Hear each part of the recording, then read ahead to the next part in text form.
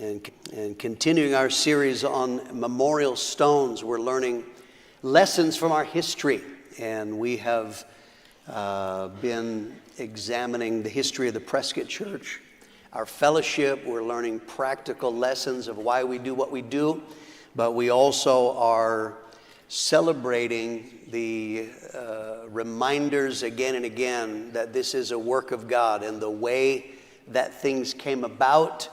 And we'll look today also at how God has preserved his work. So today I'm just going to skip the verse today from Joshua 4 through 7 is our main verse. I'm going to get right into the lesson, and we're going to talk about Africa. And today's lesson is going to be the fellowship in Africa, part 1. There are so many great stories of how God led us into Africa and the work that God has done. I cannot fit it all in one. That's a nice problem to have. So a little later on, I'm going to take the early nations that we impacted in Africa, and then we'll look at other ones later on. The fellowship in Africa, part 1. We began looking at other nations. We had the first deliberate plant internationally was Perth, West Australia, and then I told about the miracle of Mexico, Holland, and then God helped us in Spain, the Philippines. So these were some of our early international churches. And so we began looking for open doors in Africa. Our call is to go into all the world. And so we are naturally looking for where can we preach the gospel. Africa, we were looking for open doors. Starting in 1985, some of our pastors started traveling to Africa. Primarily this would be Kenya, Uganda, and Tanzania.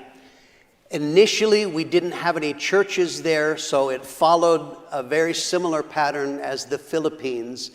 That is, we would meet people who would invite us, and we would go and preach for existing pastors and existing churches, but not in our fellowship. They were outside of our fellowship. So, same pattern as the Philippines.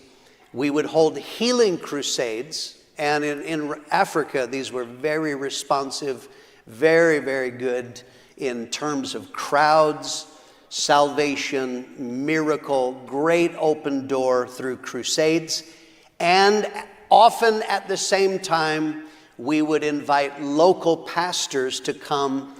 We would call it a conference. And it would be something like we do without the church planting because we didn't know them. But we were trying to, with local pastors, impart the vision. When you have something good, you want everybody to have it, right? So we're trying to impart the vision of prayer, evangelism, discipleship, some basic issues. And so we did this in a number of different nations, in a number of different places. And this was over the course of 18 months, 2 years. But the same issues that we faced when we started doing that in the Philippines, the same struggles. You have cultural and language barriers. So these are primarily Americans who are preaching to Africans. They are saying things that are clear to an American, but of course, through translation and different reasons, the message wasn't getting clearly through like they were saying it. And that can be for many different reasons. But the main thing, we came to the same problems and same realizations that we did in the Philippines. If you're going to work with people from other churches and other fellowships, the problem is you can teach and preach all you want.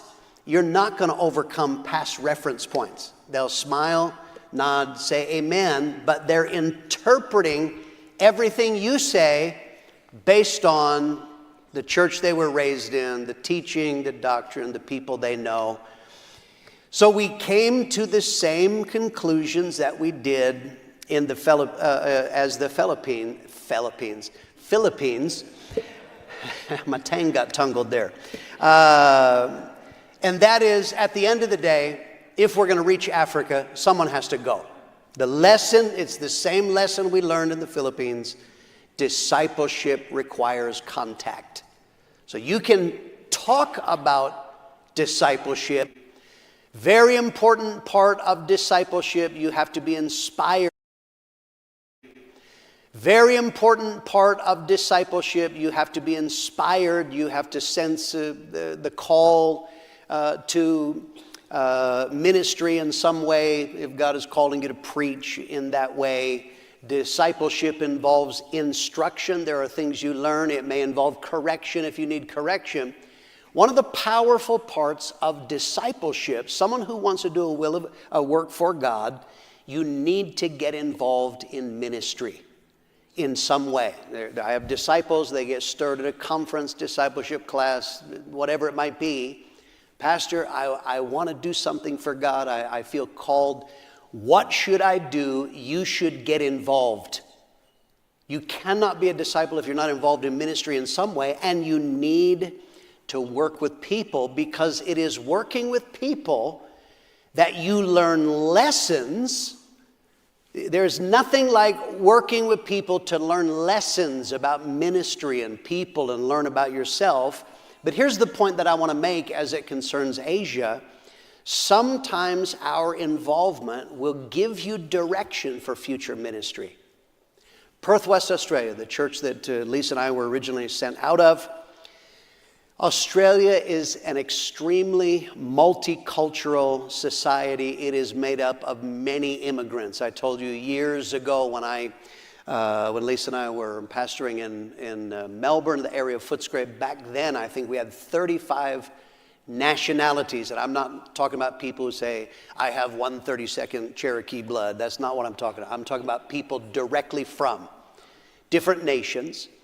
So what happened in the church in Perth, at that time it was located in an area called Scarborough, near the beach, that Asians started getting saved. This is often what happens. You'll have waves of different nationalities or cultures that come through at any given time. Asians started getting saved in the church. Two couples in the church, Brian and Angie Roenfeld. They began following up on Asians, if they were from China, Indonesia, wherever they were from, various places. They started following up on them, forming relationships with them, working with them, and then out of that, they started doing outreaches to reach more Asians in different ways. Another couple, it's actually Brian's brother-in-law and sister, Bob and Megan Matthews. Another couple, Trevor and Priscilla Fong. He was my roommate before I got married. These were three couples that all got involved with Asians. They were simply following up, but there was an entire group. We have some pictures here, and you'll see on the left, the top row in the center, that's Brian Roenfeld. Next to that is his brother-in-law, Bob Matthews. Bottom left, that is Trevor Fong, used to be my roommate. And these are some of the Asian converts that God originally was saving. The picture on the right, there are the Matthews and the Roenfelds with some Asian converts. So they simply started working, because everybody who gets saved needs someone to befriend them.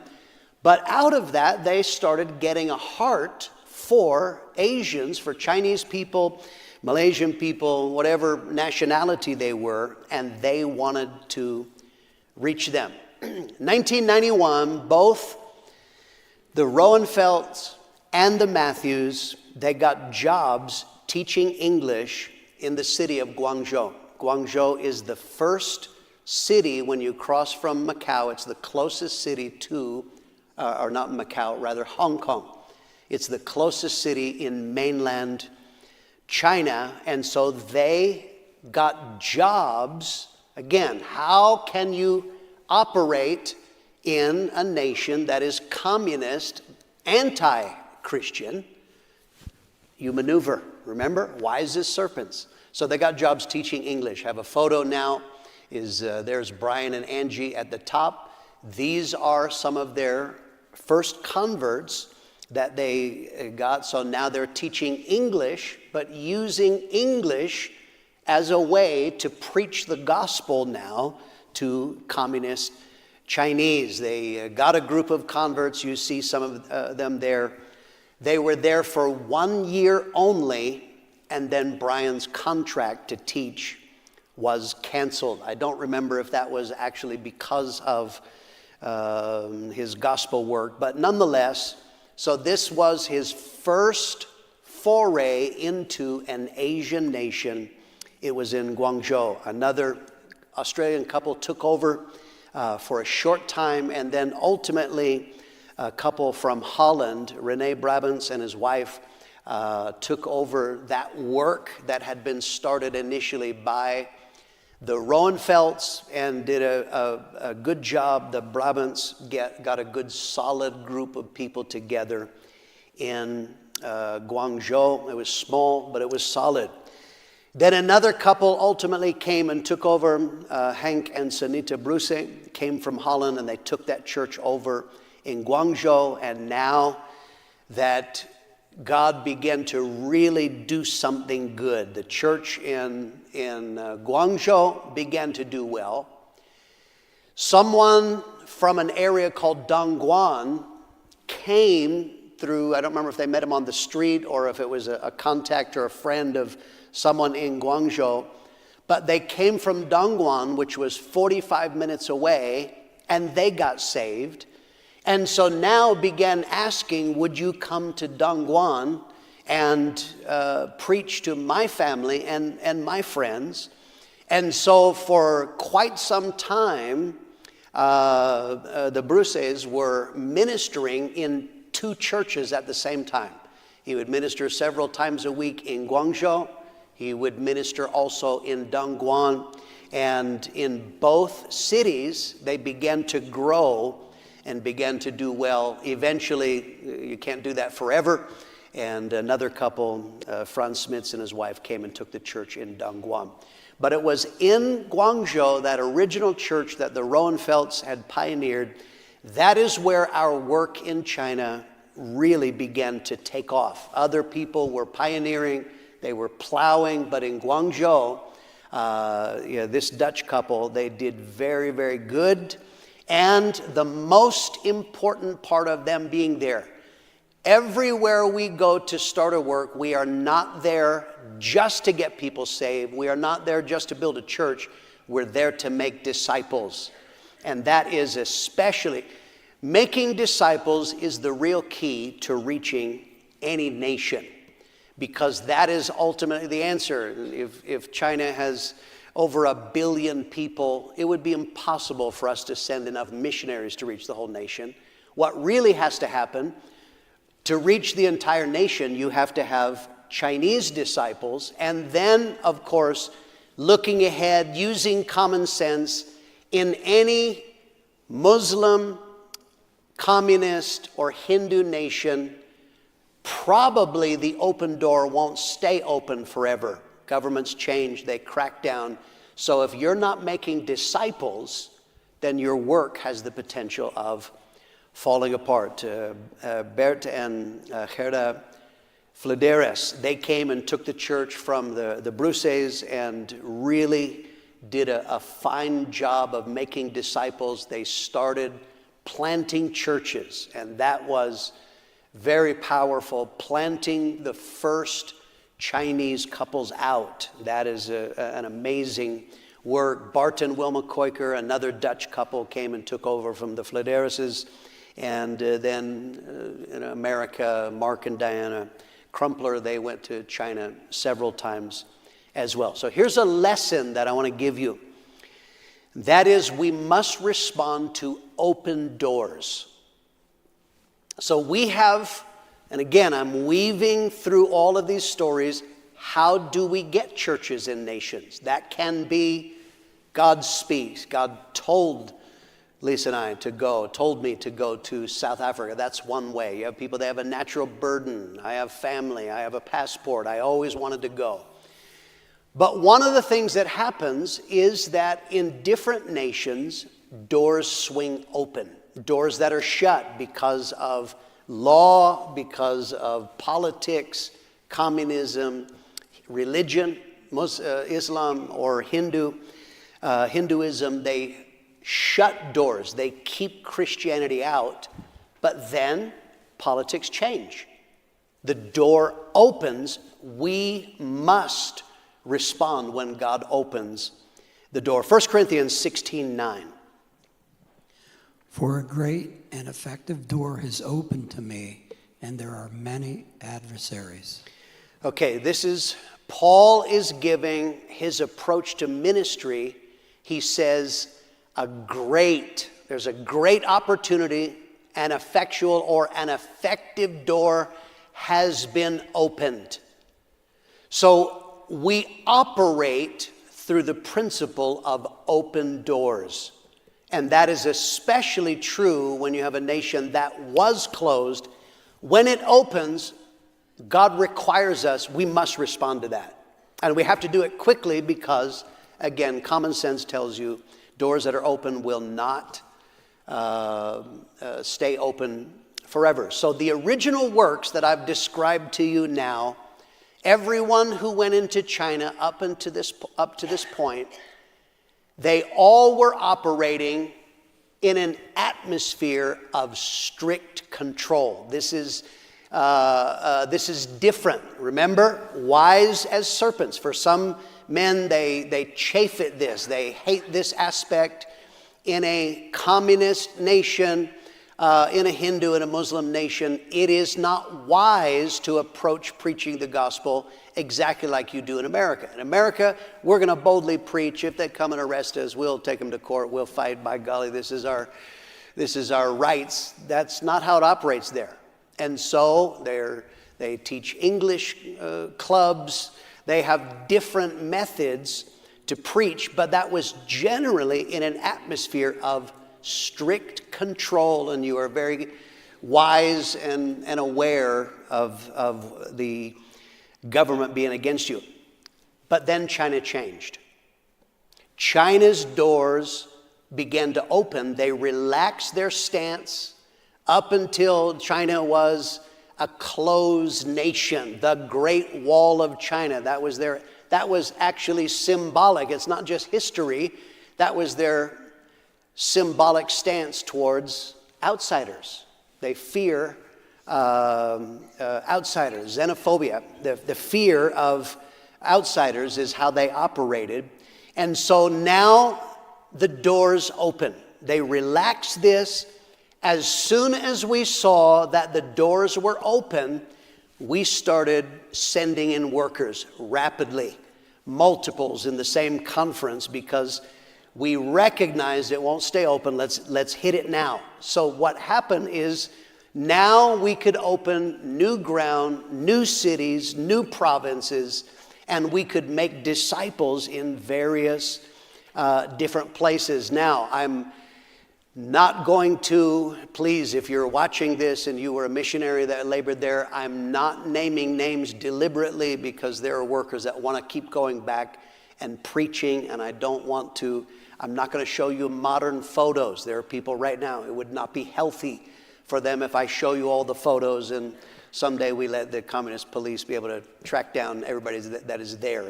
But I recognize there were workers, many workers from the United States, from England, from Australia, from Holland. There were people that we were sending as many as possible, actually as fast as possible, and they, with the goal of making disciples.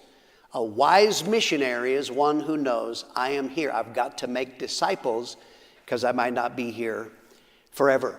Doors that were open, then later on they started swinging shut again. In various places, the government began to crack down. And this is what would happen. In many of our places, they may have met in a dozen different church buildings because they would rent one, the police would finally catch on, come and crack down on them. And it is so densely packed, they would move a distance away, rent again until the police would crack down. They just kept moving. And there are churches that they've probably had a dozen buildings or even more because of that. So what started happening is they would crack down. Some of our missionaries got deported. As they would get deported, fortunately, disciples were being made, whether that was in their church or the main church in Guangzhou, Dongguan, had made disciples. And so Chinese workers started taking over these established churches. And then in COVID, COVID was very frightening for the missionaries. We had to pay a lot of money to get our missionaries out as quickly as possible. COVID was weird for us in China. They were literally the police would come and put locks on the outside of somebody's apartment and lock them in. And so the ability to get food, Chinese people, now the xenophobia comes. In China, they were telling them it was the foreigners who brought COVID. I know some of you know where it really came from, but they said it was the foreigners, so who are they going to give food? Not foreigners. So it's actually very dangerous. Most of our missionaries had to leave during the COVID era. There were a few that were able to hold on. The Barchams were back by that time. He's a dentist, so he had a legitimate job and a reason to be there, but ultimately they had to leave anyway. So the Chinese were taking over. Some of the missionaries that left, there were not enough disciples, Chinese disciples, to take all the churches. So some of the pastors, for several years, kept on meeting with their church over Zoom. They would get up, whatever the time difference, they would preach over Zoom, and these people would watch them. But now what's happening? The door is swinging open again. And we are currently, you saw in the last conference, we sent 3 workers because I believe in the principle of open doors. We are going to send as many as we can, as fast as we can, knowing that it won't stay open. And hopefully every one of those men will make disciples, because that's how we're going to reach China. Right now, there are 24 churches in China, and 20 out of 24 are pastored by Chinese couples. And so that is a wonderful thing. Thank God. Let's talk about Malaysia. In Malaysia, we originally did some crusades, many in Africa, India, Malaysia, Philippines. How did we get in originally? We met church pastors and churches from outside of our fellowship. We went and preached for them, trying to get an open door. This is what we did. We have a trumpet report. Here is revival in Malaysia. All those photos that you see, that's not a fellowship church. That was people that we met, and they would go in and did crusades. Joe Campbell had gone in a number of these crusades, and he went into Malaysia working with several existing pastors. I think I have a photo here. Somewhere in there is Joe Campbell preaching. I can't remember which exact photo. Oh, there he is, bottom left corner. I believe that's Joe Campbell preaching. And so ultimately God spoke to Joe Campbell, you're going to be in Malaysia. And Joe and Connie Campbell did wind up going to Kuala Lumpur in Malaysia. Malaysia is a Muslim nation. And we have a photo of them there. This is the work. Now you see Petaling Jaya is the neighborhood in Kuala Lumpur metro area. And so Joe is a disciple maker. He was preaching, getting converts, making disciples. He's challenging culture and that is where our work in Malaysia began. We were working with other pastors, but ultimately our pastors have to go and to establish and set the pattern for others to follow. Because of the split, the rebellion of 1990, that's our next lesson we're going to look at. Joe had to leave prematurely, had to leave Kuala Lumpur, come back to rescue the church in Chandler. And so he nationalized that work in Malaysia. We now have 5 churches in Malaysia, and I'm going to show you a photo. Remember I talked about involvement, Trevor and Priscilla Fong, those earlier photos from the church in Scarborough and Perth, West Australia, working with Asians. Trevor and Priscilla Fong are in Malaysia today. They're preaching the gospel. They have been there a number of days. Indonesia, 1991, the Roenfelds. So the Roenfelds went, they were deported from China, and now he has a heart for Asians by working with them. And so the Roenfelds were sent to Jakarta, Indonesia. Indonesia is the second largest, I'm pulling this, it's India, China, and India, China, Indonesia would be the third largest Asian nation in the world, completely Muslim, but the Roenfelds, God bless them, they have a pioneer spirit, and he has a heart for people. They were able to build a work, we've got a photo here, able to build a work of about 100 people by the time that they had to leave. They had numbers of other workers came in from Australia originally. Craig and Helen Newton, these are people that Lisa and I went to church with. This is their work. Craig is in the white shirt in the top left photo there. And then here is the church that they were building there. Another Australian couple, Scott and Anna McLean. They were sent there from, I think, the Bunbury Church. Glenn and Sandra Anderson. They were sent out of Geraldton. Chris and Marcia Razmovsky, Peter and Brenda Cruz, Zach and Zoe Triono. Zoe is the daughter of Peter and Brenda Cruz, and her and her husband are now pastoring that church in Jakarta in Indonesia. Brian and Angie Roenfeld, after going numbers of different places, I'll tell other stories.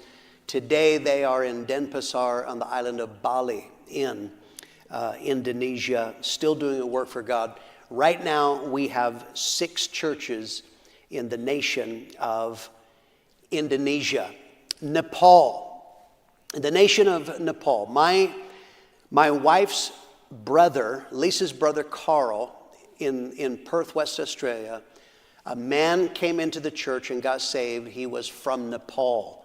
And later his sister came for a visit, and suddenly from across the Bible study their eyes met, and Carl and Gita fell in love. Carl married a Nepalese girl named Gita. Have a photo. Try the next one, see if I have it. No, I got my photos out of order.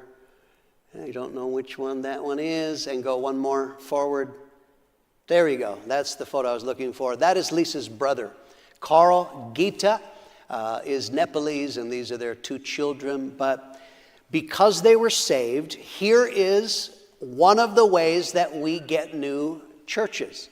Now, some of the family are saved in Australia, but they began to pray, God, we need a fellowship church in Nepal. And many times we have churches, this is how they come about. This was true, I told you, in the East Coast, in Massachusetts. Some of those works began because people were praying for the place where they're from. This is what happened.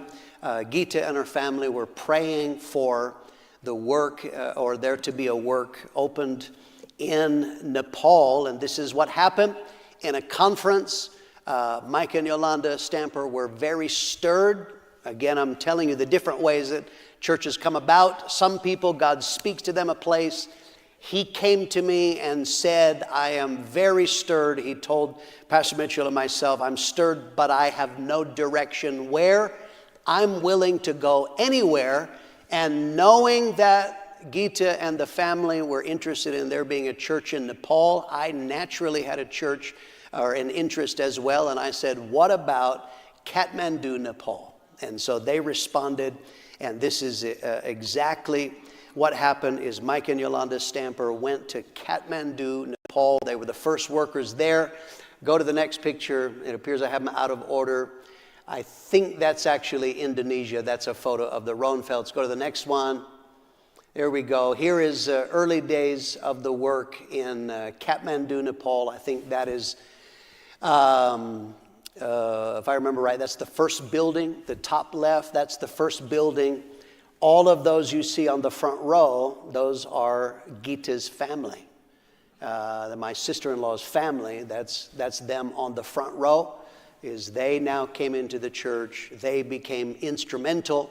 At the bottom left, there is a street outreach that they're doing on the street. Top right, if I remember, that is the second building now. And you can see that God began to do a work there. And this is what happened. Next photo. Here is now, this is the conference in India in 2022.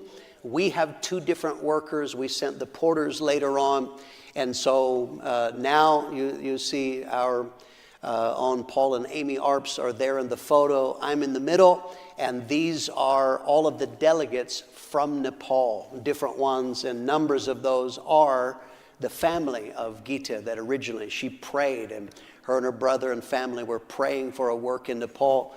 And so now you're seeing that God is building a work in Nepal. The nation of Vietnam. In Vietnam, the Roenfelds now, who had been in China, had been in Indonesia. Now in 1996, they were sent to Vietnam, and then their partners in crime, Bob and Megan Matthews, this is family, both couples were sent to Vietnam.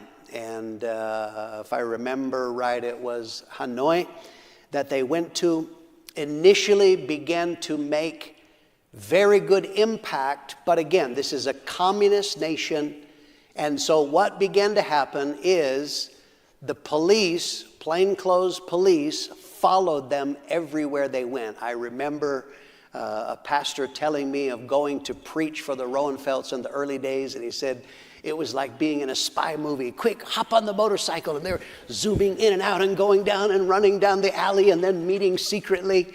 And so that's wise as serpents. And so, but it finally became, it was impossible for the Roenfelds. Everywhere they went, the police were following them, making it difficult. So after only 6 months of building a work, they got converts, they did a work for God. After only 6 months, the Roenfelds were forced to leave Vietnam and went on to India, which we'll get to in a minute. So now, Westerners, they're very suspicious of. I don't know if you remember this, but we were all amazed when Russia planted a worker into Vietnam, because who helped Vietnam in the war? Russia. So Americans they're suspicious of, even Australians they're suspicious of because they helped in the war. But Russia, I remember, like, how smart is God? A work in Russia is able to plant, and he has no problem. So that was quite novel. But then what happened is, from the Philippines, the main church in Mandaluyong, they sent Ramil Cordero and his wife to Hanoi. And very, very interesting, I'm telling you about God who is in charge. We have a photo. I want you to see the next photo. Hopefully I have it in line. If you look at the right, you see two young men here. These two young men, they are Aussies from the city of Adelaide in Australia. I think they're from the Assembly of God. Somehow, these young men, their church, I don't think, planted missionaries.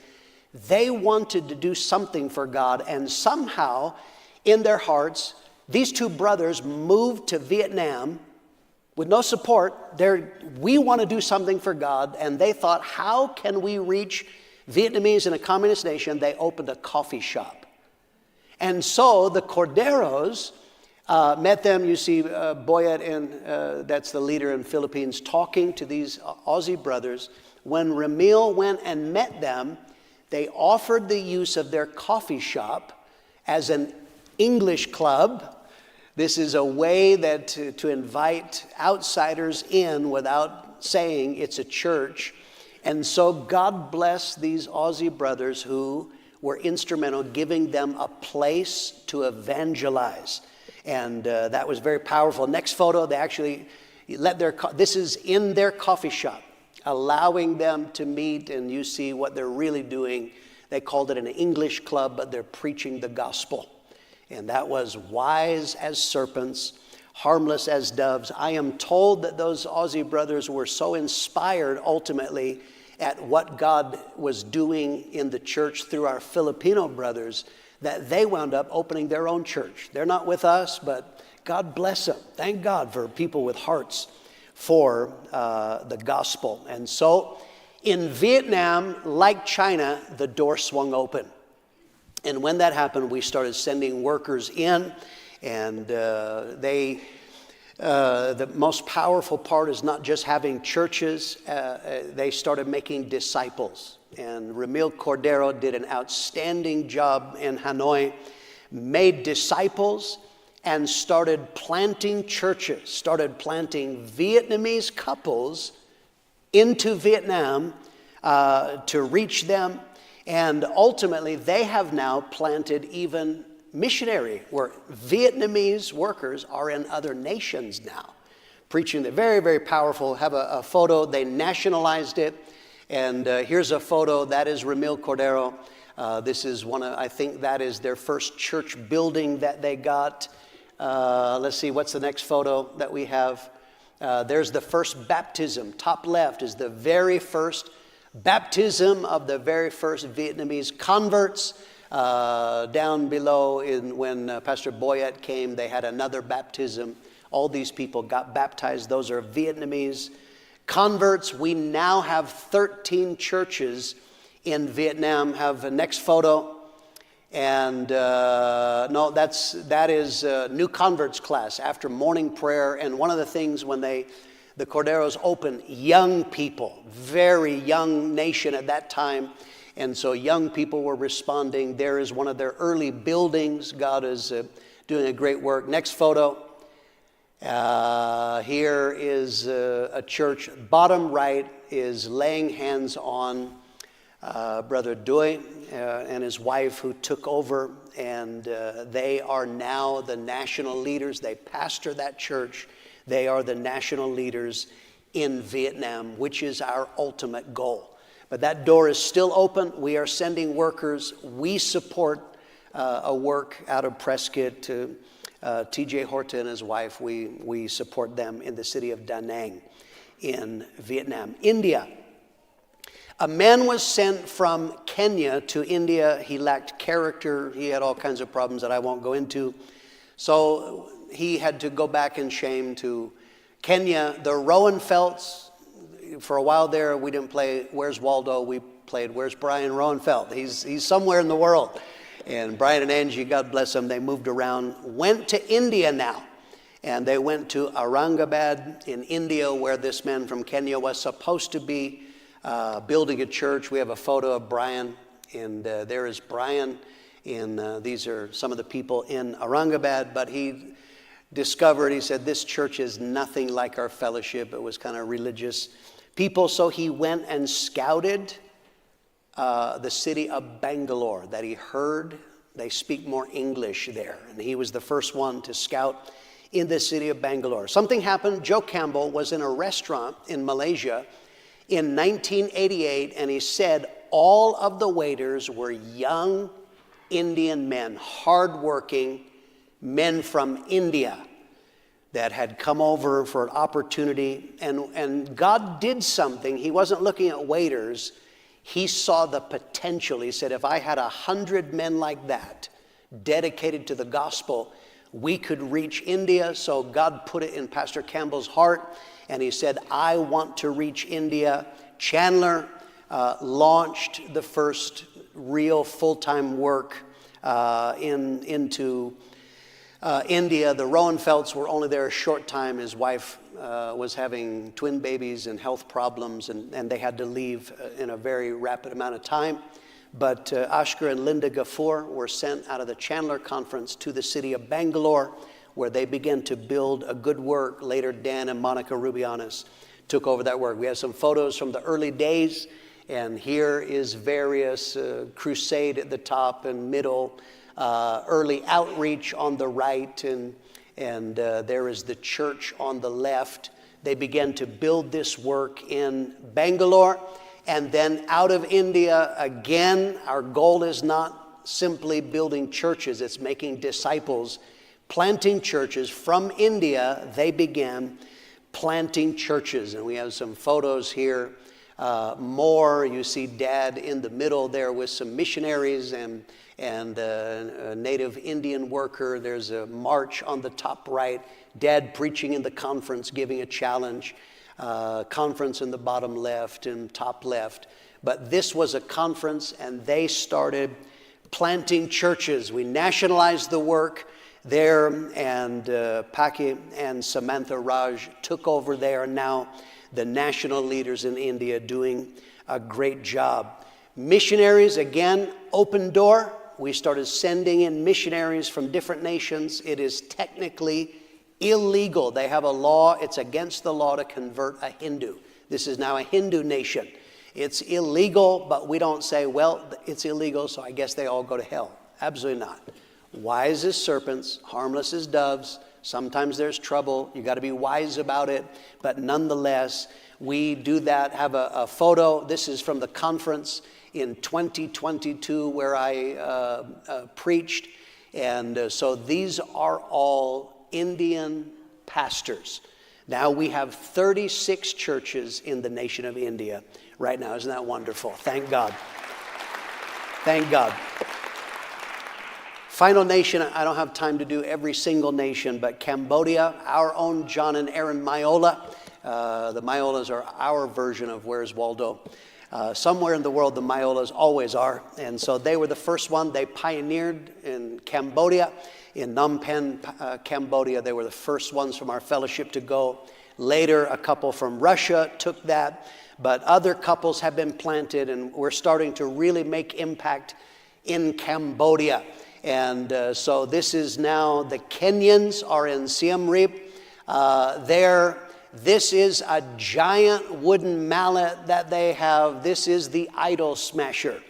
Because people who get genuinely saved, what did he tell the people in Thessalonica? You turn to God from idols. And so when people genuinely get saved, the idols have got to be smashed. They have got to be burned. And that massive mallet is the idol smasher. Genuine converts, they do that. And we currently have 7 churches in Cambodia. We thank God for the work that God is doing there. Final photo I want you to see here is, this is just a picture. I'm showing you different photos from my dad's Bible. And here you can see my dad's writing. This is 2017. He was getting very old and shaky. But this spoke to him, "Blessed are ye who sow beside all waters that send forth there the feet of the ox and the ass." And he was speaking about church planting. He says, that is our job. That's what we do in Prescott. That is the vision that we have. That is what we've tried to transmit. And thank God there are other churches all around the world that they are sowing beside all waters. Some of the greatest waters in the earth numerically are in Asia. And we thank God for what he's doing in Asia. Let's praise God together. Let's thank God for his goodness. God, thank you for what you're doing.